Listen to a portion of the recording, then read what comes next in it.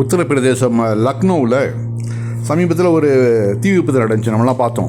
மிகப்பெரிய தீ விபத்து. அந்த கிராமமே சுத்தமாக அழிஞ்சு போச்சு. அங்கே இருந்த சிலிண்டர், துணிமணிகள், பாடப்புத்தகங்கள், வீடு எல்லாமே எரிஞ்சு சாம்பலாக போச்சு. எல்லாம் சொப்பட்பட்டி, அதாவது குடிசை வாழ் மக்கள். அங்கே ஹெல்ப் பண்ணுறதுக்காக ஒரு குரூப் வந்திருக்கிறாங்க. அவங்கெல்லாம் யாருங்க? அவங்களுடைய பேரை சொல்கிறாங்க பாருங்கள். சைனா கான். அவன் கேட்குறாப்புல, உங்கள் பேர் என்ன? என்னோட பேர் சைனா கான். இன்னொருத்தங்க பேர் சம்ஜாத் பேகம், இன்னொருத்தங்க சித்திகி, இன்னொருத்தங்க பேர் ஷஹானா பேகம், இன்னொருத்தங்க ஜெய்ஸ்வால்.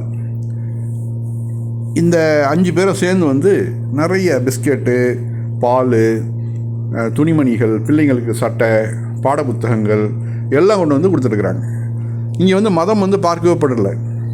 அங்கேயே கேட்குறாங்க, அந்த மக்களே கேட்குறாங்க, இதெல்லாம் கவர்மெண்ட் செய்ய வேண்டியது, நாங்கள் செஞ்சுக்கிட்டுருக்குறோம். ஏன்னா கவர்மெண்ட் ஒழுங்காக செய்யறதில்ல, கண்டுக்கிறதில்ல. அவர்களுக்கு இந்துக்களையும் முஸ்லீம்களையும் எப்படி பிரிக்கிறது, பிரித்து அதன் மூலம் எப்படி ஓட்டு வாங்கிறது, அதுதான் அவர்களுடைய கால்குலேஷனாக இருக்குது ஒழிஞ்சு அந்த மக்களுக்கு உதவி பண்ணணும், அவர்களுக்கு முதலுதவியாக ஏதாவது கொடுக்கணும், அரசாங்க உதவிகள் ஏதாவது சேரணும் அப்படிங்கிற எண்ணமே கிடையாது. யூபி யோகி ஆதித்யநாத் இங்கே போய் பெங்காலில் போயிட்டு சொல்கிறாரு, இங்கே முஸ்லீம்களை வளர விடாதீங்கிறது மாதிரி பேசுகிறார். இதுதான் அவர்களுடைய, அதாவது நாங்கள் ஆட்சிக்கு வந்தாக்க நாங்கள் என்ன செய்வோம், உங்களுக்கு உங்களுடைய குறைகள் என்னென்ன இருக்குது அதை நாங்கள் செய்வோம். அதை விட்டு இங்கே முஸ்லீம்கள் அதிகமாகிட்டு இருக்கிறாங்க, அதை அதிகமாக்க விடாதீங்க, அப்புறம் ஹிந்துக்கள் மைனாரிட்டியை போயிட்டிங்கன்னா உங்களுக்கு பெரிய பிரச்சனையாக போயிடும் அப்படின்னு சொல்லிட்டு இதை தான் அவர் அங்கேயே போய் பேசுகிறார். ஆனால் ஒரு மாநிலம் விட்டு மாநிலம் போனாலாவது அங்கேயாவது நீ இந்த மதவெறியை விட்டுட்டு பேசலாமா இல்லையா?